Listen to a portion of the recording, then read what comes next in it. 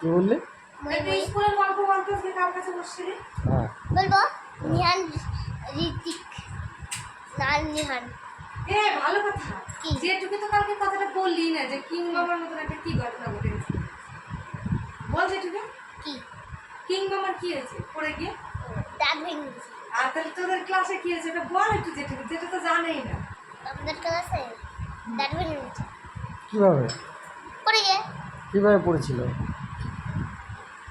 কেউ চোর চোর পুলিশ খেলছিল, হ্যাঁ সবাই মিলে শুধু আমি বাদ দিয়ে, হ্যাঁ সৃজন আর আমি বাদ দিয়ে, হ্যাঁ। তারপরে তোরা দুজন কি করছিলাম? আমরা দুজন অন্য কিছু খেলছিলাম, ওরা চোর পুলিশ খেলছিল।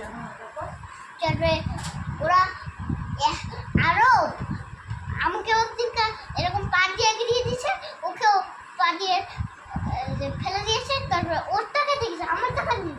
হ্যাঁ, ওরটা নরম ছিল, আমারটা শক্ত ছিল, তাই জন্য আমার টাকা দিল, ওর টাকা দিল। কি কাটেনি?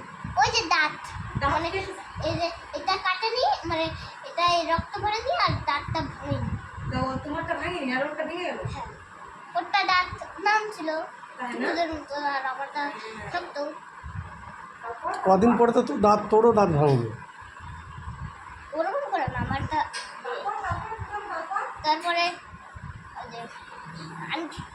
প্রিন্সিপাল স্যারকে বলছে, ললিত স্যারকে বলছে, মিন্টু ম্যামকে বলছে, কিন্তু কিছু বলেনি। আর